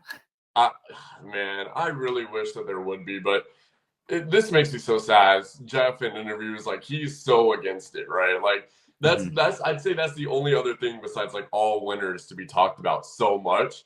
Like, when are we gonna get a First Boot season? There should be at least like a First Boot tribe twist, right? But Jeff has vocalized like, no, they're first out for a reason. I wish that he opened his eyes up to other opportunities, because I think that the First Boots have more to show. I think it's so interesting that they had their story cut short, and they can only get better episode by episode, right? So there's so much to be done there. Well, I think Jeff was never high on all winners until it happened. So he always said, "Oh, it'll never happen. We don't have enough interesting people." So anything can happen. Anything can happen. My fingers are crossed for sure. Is there any other reality show that you would have wanted to have done instead of Survivor, or was it always Survivor you wanted to be on? Always Survivor. And so, well, growing up, I wanted to be on Big Brother. But if I had the option to be on any show, it would be Survivor. And if I had the option again to do Survivor again, or maybe try Big Brother or The Traitors, I would choose Survivor again. Especially because I want to redeem myself. You know, I've got some redemption and some lists that I want to take care of. So I've got some goals. And then if I get to do Survivor again and I do well, then I would be open to doing like other shows. So what about since doing Survivor? Have other shows called you? Have you gotten any calls for anything? I've gotten no calls. What's up with that, man? What's going on here? I feel like they're missing out on great television. I actually met TJ Lavin in person once, because he lives out here in Vegas. He's like close friends with my girlfriend's bug guy. So just very strange. Met him at a place, and yeah, so it's oh my God, wait. Yeah. So let me go back. So one of my great friends from Survivor is Adam Klein. Adam is my man. I did his casting service. He helped me out a lot, and that was a lot of fun. He got really bashed on for the casting service, and something that Adam does, you know, he doesn't put his hand up your ass and tell you what to say during these interviews and stuff. You know, he helps you figure out how to present your story, you know, because he doesn't control however many years of your life you've lived before that. He just helps you with what to say, how to phrase, like writing an essay, you know. He's so great about that, and he's like my brother. He's someone that I've become very close with in real life, and we talk very often. I mean, that's my guy right there. Great guy to know, great guy to be friends with. I can't say enough great things about Adam. He's awesome. So the reason I bring him up is because we were together when we met TJ Lavin. So, and obviously Jay being on the challenge, he's like, oh my God, like I was on Survivor with Jay. We're great friends and whatever. So Adam and I hang out very often. He's great. So when you met TJ, did he not ask you and Adam to be on the challenge? So Adam was a little more vocal about it. Adam's got a lot more like confidence with that stuff than I do. But I just wanted to say hi. So I was like, "Hey, TJ, what's up? I'm a big fan." Didn't tell him I was on Survivor or anything. Adam was like, "Yeah, man, I was on Survivor with Jay, blah blah blah." And so I think if I remember correctly, he like hinted like, "Yeah, like get me on the challenge." But I don't remember exactly. That could be false. Well, I would think of the two of you, you'd be the more challenge coded one than Adam, but. See, and I wish that I could show it. I wish that I could show it. And he helped you get you on Survivor, so why not help you get on another show, right? Yeah. We'll see what happens. So I wanted to ask about the Amazing Race, because the Amazing Race season airing right now is Big Brother players and their loved ones. Is this something you want them to see them do with Survivor? Oh my goodness. Well, so the Amazing Race, I think my girlfriend would love doing that a little more. I've asked my girlfriend, I say, hey, what if they do like a blood versus water season? Are you down? Are you in? Because I don't really have anyone else that would do it with me. She said, absolutely not. So I'm like, oh, but babe, like, come on. So Amazing Race with Survivor loved ones, yeah, I'd be open to it. Just to keep my foot in the door with Jesse. I love Jesse. He's great. And you know, to that point, like the casting department, they can see through the fluff, right? Adam didn't get me on the show. The ball was always in my court, and the casting team's really good at like sifting through all the bullshit, right? So, yeah, I can't say enough great things about them, and that whole situation is weird. So, what about doing it? What about doing it with another Survivor player? Because there's one team, Taylor and Kylan, who are both Big Brother players. So who do you want to do it with from Survivor? I'd probably want to do it with Jess or Sammy. I think him and I would do really well. Jess and I would do really well. Jess and I would just be so funny. We've got a great relationship, and the world really needs to see it. I remember when we were posting pictures like after the season together, they were like, "Oh my god, like are Jess and Jelinsky dating?" That was the funniest shit ever. And I know Sammy's been in the casting pool for the Amazing Race before, so it could be possible. Yep. And so we know that Q and Charlie and Tiffany come back for Survivor 50, but who else from your cast besides yourself do you want to see come back for a future Survivor season or any other show? Oh my gosh. See, from my cast, there's so many. I love that Venus is on Traders Canada right now. Venus, if you put her on any show, I'll watch it. Tevin, I think would be so fun to watch again. Maria, Banu, who else would I want? Going down the list. Liz, love to see Liz again. Yeah, honestly, I'd say that's probably my list of returnees from our cast. That's what I like to see. So are you keeping up with Traders Canada? See, I'm not watching it. I'll watch the clips. I'm not watching the episodes. I'll watch the clips, and then I'll, like Big Brother Wiki. I'll go on the wiki and see who was banished. So you would go back and play Survivor again if they called? Absolutely, I would. I'm ready to go right now. Is there a dream theme or even a dream player that you'd want to play with? I think the dream theme would be like some sort of. I'm trying to figure out like a good name for it, but like outcasts. Like an outcast season, like an outcast tribe. That tribe right there, pre-jurors, outcasts, and whatever. Like you got a first boot tribe and then a pre-jury tribe, and there's so much to do there. I mean, Kelly Wentworth, she's a beloved Survivor player, maybe one of the best female players of all time. Top 3, top 5, whatever. She didn't even make the merge, or she didn't even make jury, or no, she didn't even make the merge first season she played. So it frustrates me with players like her because I love Kelly Wentworth, Granted, she totally shit on me after the show and made a bunch of videos about me, like making fun of me. Whatever, it's a part of the game. Gotta have thick skin.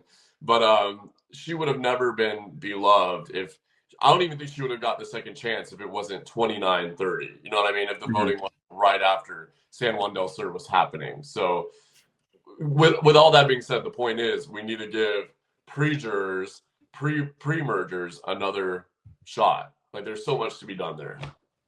Yeah, I don't know if you watched Survivor South Africa, but they actually did a season called Return of the Outcast, and there was one tribe people who made the jury, and one tribe people who didn't. So, yeah, I didn't watch it, but I've heard about it. I've heard about that theme. So let's get into Survivor 50. So, I think I heard Jelinsky. You were called for 50, right? So it was definitely rumored that I was called. I'll say here first, I've never confirmed or denied it, but I was never called. I was never called for 50.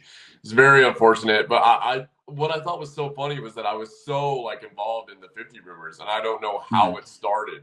I mean, even like up until like a few weeks before they went out, like I remember I was like in the speculation. I was like, man, I thought that was very funny and very interesting, but I did not get a call, unfortunately. So being that you were in the rumor mill, were other players calling you saying, Jelinsky, let's align on 50? Was that happening? All the time. All the time. I was like, dude, I did not get a call, I promise you. And some people like really didn't believe it. So like they're like, come on, Jelinsky, like we know you're fucking with me right now. Like, but no, I didn't get a call. So what are your thoughts on the cast, the people who did make it? Excuse me. I think that the people that they cast were perfect for what they were trying to do. You know, it's hard to get a perfect season. They're gonna miss some favorites. It's gonna be really hard, but I think that for what they were trying to accomplish, they did a fine job. I know they wanted to celebrate all 50 seasons, and I will say, like, if you want to celebrate the show for what it is, I think maybe bring back one first boot, one pre-merger. I mean, it's really not right to just not show any love towards those individuals. I mean, there's so many great people that could be, right? But yeah, I think they had a hard job to accomplish, and they did a fine job with who they chose. Do you think that there's too many new era? Because it was split 12 new era and 12 pre-new era. Do you think it's too much new era? Honestly, no. I mean, like, you know, it's 50-50. But with that being said, I think that the new school and old school Survivor, it's, you know, they've had so many shots. You know, I mean, we've seen like Suri, you know, always will love Suri on a season, but like she's played 5 times. You know, like we've seen all these people before. So if you're asking me, I don't think we've seen enough new era people on the Survivor 50 season. So that's my take on that. I think that we didn't need as many older folks. I mean, I don't need to see Colby play this game. I've already seen that. You know, I don't need to see Jenna play the damn game. I'll tell you that right now. But yeah, yeah, Ozzy. Yeah, like I don't know. I'm excited to see how it plays out. Ozzy is someone I actually probably would like to see again. But I mean, like after South Pacific, you know, like that was my favorite season of Ozzy. Like it was so fun watching him on that season. And anyway, like you said, like he came back for Game Changers. Now that I'm thinking about it, he's just always there. So yeah, we need a new era All Stars. That's what we need. We need new era All Stars, new era Second Chance, new era Blood versus Water. Like let's get it going. Let's make this like the challenge and start just bringing people back all the time. Yeah, and we saw that 2 49 players are on the season, and they replaced, allegedly, the rumor said, Andy and Marianne. What do you think of 2 49 players being on, playing back-to-back like this? I'm excited to see what they do, but I mean, so far it's not worth it. You know, I haven't been totally amazed by either of them. Granted, I love watching them play, but like, those are 2 folks that got cut, quote unquote. I mean, I'm not sure for sure. I would have preferred to see Andy and Marianne. Absolutely, I would have. So I don't know. That's just my opinion, and I'm sure it'll change towards the end of the season. But you know, they're aware people. I'm sure that they feel the same way. You know, I'm sure that they feel so guilty cutting their spot, but I'm sure that they're stoked that they did. You know, so it's yeah, not to diminish Andy and Marianne, and not to diminish the other folks. So do you still get recognized from the show a lot in public? Not as much as I used to, every now and then, but I mean fairly often, you know, often enough. I feel like I look a lot different than when I did on the show, so I feel like that might be something that plays against me there. But yeah, I definitely still get recognized, and it's so fun. It's either people who love me and I love talking with them, or it's people who are like, "Oh my God, why did you throw the hourglass on the beach?" And that I need to make like a YouTube video or something, Josh. Like I need to just set the record straight. I was like, look, if you ask me any of these questions, here's a link. Go listen to that and then come back to me. So I wanted to briefly touch on Big Brother. This is ultimately a Big Brother podcast. So tell me about your history with Big Brother, because you mentioned that you've watched it before. I'm a huge Big Brother fan. Honestly, probably like a Big Brother encyclopedia. I'd be able to tell you every player, every twist, every season, up until around like 20 after All Stars, after Big Brother All Stars 2. I stopped watching as much, but I'll still go on the Big Brother wiki, see how people do, and there are some folks like I like to keep up with. Like this season, how could you not keep up with Morgan and Vince? That was the most interesting story ever. Well, if you're not as into the show these days, Jelinsky, I'm kind of a big name in the Big Brother world, so I think you should follow my page. Okay, I will. And honestly, like for what you do, yeah, I saw like you post like who wins HOH, Power Veto, like who the noms are. That's pretty funny because I mean I don't watch it that much anymore, so it won't. I don't mind spoilers. It makes my job easier. So who are some of your favorite players in Big Brother? Oh my gosh, there's so many. I love Dr. Will. I'm gonna go season by season as I think about it. I really enjoyed Danielle, season 3. I love Janelle. A bunch of the Big Brother 6 people. I mean Janelle, Kaser, James, Howie. Oh my God. I love Marcellus. Marcellus is a great one. He's so funny. Who else? So you must have really enjoyed the first All Stars then, all those guys. Oh my God, it was great. Yeah, Big Brother All Stars is one of my favorite seasons ever. Love Dan. Dan actually gave me a shout out during my season. He just tweeted. I remember that. Yeah. That was crazy, dude. That was like, oh my God, that's like Tony tweeting somebody's name. You know what I mean? So Dan, loved Dan. Who loved Brittany Haynes. Loves watching Hayden on Survivor as well. Actually, here's a funny story. So back in the day, I used to have a YouTube channel called Old Man Wavin', and I used to sing, and I love singing. I was actually a really great singer before like my voice dropped. And long story short, I wrote a song about Brittany being evicted by the brigade, and I was so hurt, and I was like, I don't even know how old I was at this time, maybe 10. And anyway, so that was on YouTube. I deleted it. I deleted the channel, so that would have been an amazing relic to have. Some newer people I love. I love Kat Dunn. She's amazing. I love Tyler Crispin. Tyler should have won his seasons. Oh my God, like don't even get me started. And I hated seeing how he performed on All Stars 2. I was like, come on, Tyler. Like, man, I love that guy. So I'd say that's a safe list, right? So which game do you think is harder? Because we saw Sari play Big Brother 2 years ago, and she said Big Brother is much harder. So which one do you think is harder? Yeah, that was very surprising to me because if you would ask me, I'd say probably Survivor is harder. But I mean, Sari's played both, so I'm going to trust her opinion. And she's done Survivor, 6 times now, and she said Big Brother, she would never go back in there. She would never go back in the Big Brother house. So crazy. It's so crazy to me. Yeah, I think a part of it too is like how she kind of got done in her season with like Jag and Matt. Like things didn't go Sari's way, which how often does that happen? Not very often. Well, she had her son there too, so don't get me started on Jared. So something else about Big Brother is that they have the America's Favorite Player, which Survivor doesn't have. Do you think that's something that Survivor should adopt? No, I don't think so. But I will say what was the twist they had this season with the mastermind? Yeah. What an interesting, like during the final episode, I'm like, oh my God, like none of us put that together. What a twist. That was Eric awesome. Stein. Eric Stein was the big moment. Yeah, no kidding. I was like, he looks just like who's the one actor from Brooklyn Nine-Nine? Andy Samberg. He looks just like him. So funny. And I'd actually met Eric Stein. I go to the premiere party in New York every year. I'd actually just met Eric Stein a few months prior. And I said to him, can you come on my podcast? He's like, no, I don't really talk about the show. And then for him to show up there, that was a big moment. How funny is that? You should ask him again now that that's happened.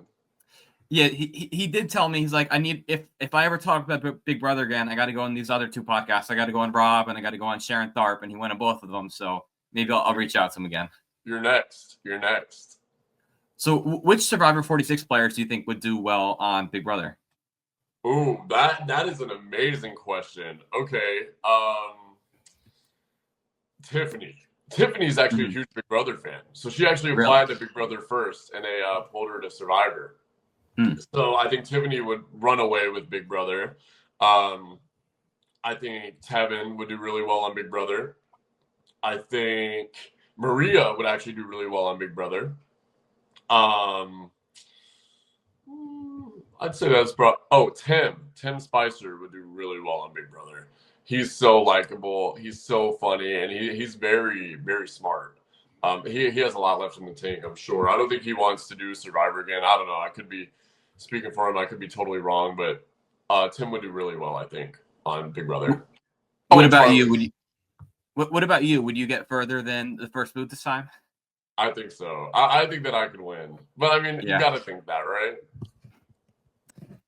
And a fun fact about Tiffany is we actually went to the same college. I'm wearing my shirt now. I went to Rider University, same college as Tiffany. So no kidding.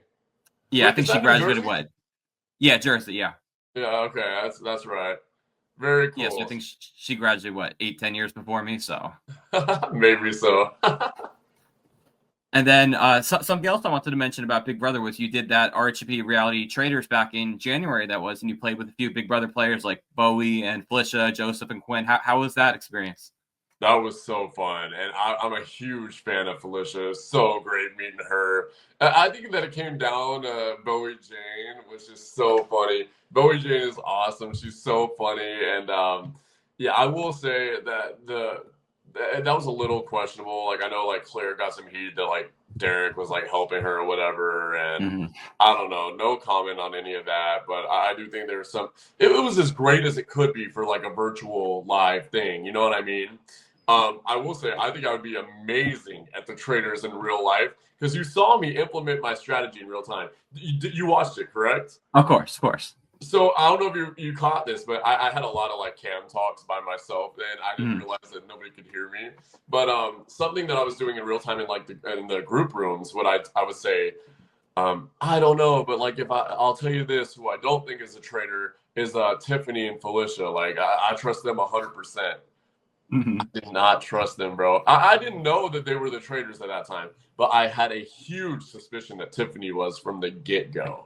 So, and it's funny because I watched it back and I didn't realize Tiffany was saying this in the what's it called in the trader room?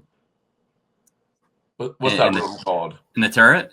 In the turret, yes. Yeah. I didn't realize that Tiffany was saying in the turret, I want to get Jelinsky out like every round.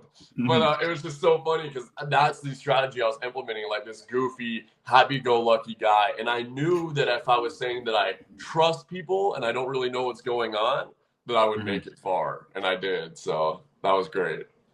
And wasn't it in the end, it was you and several women? Wasn't that what it was? Yeah, it was me and several women. That was so funny. Rob and I have a pretty good relationship. I love bantering with him. He and I had a great conversation in like one of our talks when he got voted out of All-Stars first from his tribe. And obviously he at that time he was regarded as maybe the best Survivor player ever. Jeff said that. It's a never win. Exactly, yeah. And so he shared some great moments with me about being voted out early and how hard it really is. And yeah, so Rob, always love hanging out with Rob and talking with him. So have you been to an RHP live show before or no? I have, yeah. I think I went to the one in Chicago. I think I was trying to think if I've been to two. I have. So before I was on 46, I was on 46, it just hadn't aired yet. I went to LA during Caleb's Shot in the Dark episode. That was nuts. That was also on my birthday, by the way. So literally November 2nd. 2 or 3 years ago today now, which is just crazy. And that was such a fun episode to watch live. And then I went to the one in Chicago, and we went to the several inning stretch at the Cubs game. That was fun. Yeah. So I went to my first RHP show for episode 3. I was looking forward to meeting Rob, and they have the after party after. And I'm not a patron, so I couldn't go to that. It's not like the Bryson Wen events where you get to meet everybody. So I was looking forward to meeting all the survivors and meeting Rob, but I couldn't do that. I didn't realize you can't meet everybody. So that stinks. I will say, if you were to ever do it again, I would say become a patron before the event because the patron RHP events, they're great. They're the Bryson Wen is like I'd say like a party. And then the RHP patron event is more of like a hangout. and Yeah. it's very well worth it. I would consider getting a patron during like closer to a live event like that. Yeah, I'm happy that I went to it, but the next Survivor event I'm going to go to it's going to be Bryson Wen again. I've been to like 3 or 4 Bryson Wen, but I'll go back to Bryson Wen. They're very good at. They're very hospitable people. They're very good at bringing you in, and they're great. They take care of you. So what have you learned about yourself through doing Survivor? What have you learned about yourself through this whole journey? So much. I learned it's okay to be wrong, and honestly, I learned that it's honestly not a good thing to make yourself look silly all the time. You know, especially when you don't have an opportunity to kind of capitalize on it. I learned that I have very thick skin, and I feel like I feel like I could do anything because of this experience. And so I went out to live to give in Minnesota, and that was very hard. I did that like this July, and it was harder than Survivor was. Granted, I was only out there for 3 days, but Minnesota, man, so many bugs. You were sleeping on sticks in the forest. It was awful. It was so cold.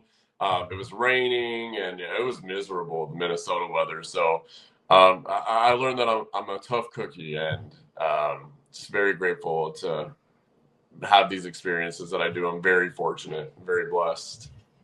And the last thing I wanted to talk about with you was some sports that you said in your Survivor bio that you're a big sports guy, basketball, bowling with some of your hobbies. Tell me your sports teams. I'm also a very big sports guy. Yeah, so growing up, I was a basketball player, right? I mean, you know, I'm very tall. I just kind of gravitated to that after I went through puberty, I guess. Like, I was like 6 feet at 12 years old, right? So that's when my voice was changing. Like, people thought I had like gigantism. So anyway, started playing basketball at a young age. I love players more than I do teams, right? Because Vegas, we don't really have teams. So huge LeBron fan. LeBron is the GOAT in my eyes. Better than Jordan.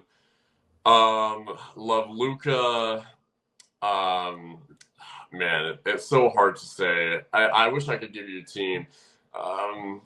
Man, okay, let me think. I want to give you a team. What about other sports? Do you have a team in other sports? MLB, NFL? Okay, yeah. So obviously love the Golden Knights for hockey. That they're great. They're great to support. I'm not a big hockey watcher like that, but it's so fun to have like such a successful team in the city. And Vegas loves them. You know, it's actually really cool to see how much we love and like support the Knights. It's so cool to see. I'd say MLB. My favorite team is actually the Cubs because they broke their World Series curse on my birthday. So really, wow.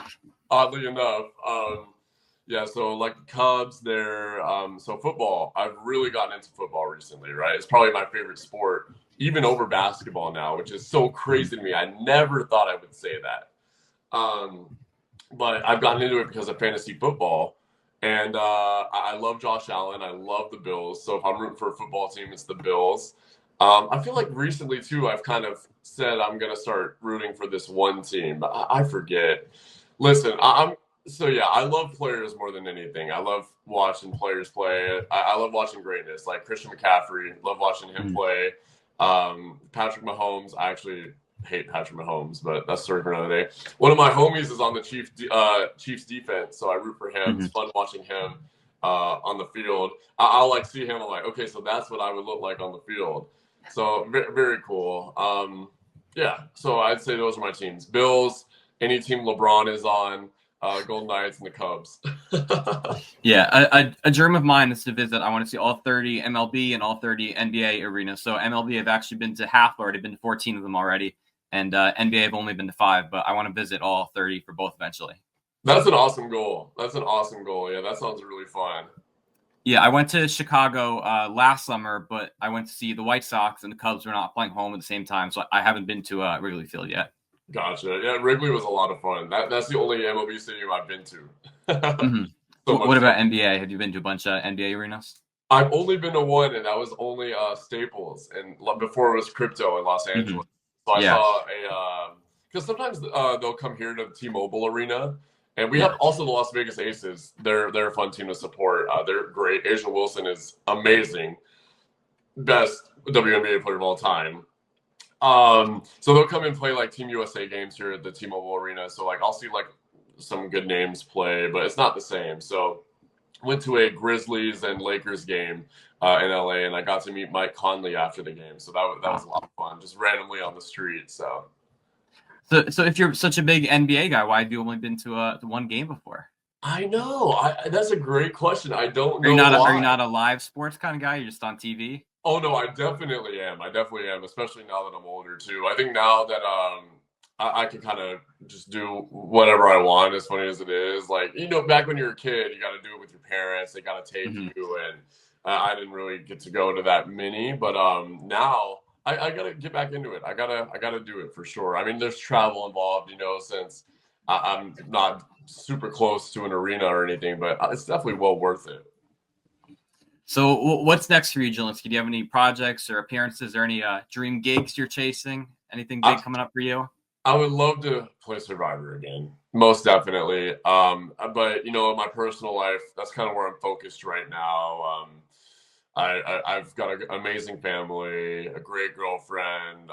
I'm finishing up school right now. I've started a new great career with Light and Wonder, and so yeah, just kind of being present in my life, and I want to start streaming as well, some video games. I love playing NBA 2K, Madden. So I'm like a big sports video game guy too. So be on the lookout for that. I might start streaming soon. And yeah, just enjoying every day and what it has to bring to me. What console are you on? Maybe we can play. I'm on PS5. Okay, I have Xbox One, so I don't know. We can still do it. We can still do it. We'll figure it out because they have cross-platform, so we'll definitely work on something. Did you get 2K26? I just got it this week. Yeah. I haven't gotten it yet. Like the days they came out, right? But nowadays, I'm like, let me wait until it's discounted a little bit. So. Yeah, I'm not a video game guy. I don't play video games at all. But the 2K, I'll buy that every year. I love it. I love to hear that. I'm the same way. Yeah, it's the only. I bought a new console, Xbox One, just to play 2K. So I love it. That's how it goes. Yeah. So where can people find you online? Are you on Instagram, your YouTube, podcast, anything? Yeah. So I'd say I post the most on my Instagram. So all my socials are David C. Jelinsky. So if you guys want to follow me on Instagram, go ahead and do that. I'm also pretty active on TikTok. Usually if you just type in Jelinsky, you'll find me that way. Because I mean, there's not very many Jelinskys out there, so so you'll find me. What about Cameo? Are you on Cameo? I am. I've increased my prices just because I get a lot of Cameo love, and so I feel bad because I don't get around to them. So I was like, okay, if you really want a Cameo, I'm just gonna increase the price. I'm on Cameo, but who knows? Maybe I'll do like a discount one of these days. I think I have it for like $70 right now. You should put a 40 several discount or something like that. I know. I really should. I really should, especially around the times the new seasons come out, right? All right, Jelinsky, that was everything I had for you. So thank you so much for giving me so much of your time. It was a pleasure to catch up with you, get your insights in the game, and we're looking forward to seeing you on another show soon. Thank you so much, Josh. I really appreciate the opportunity. You were so great. I had so much fun today.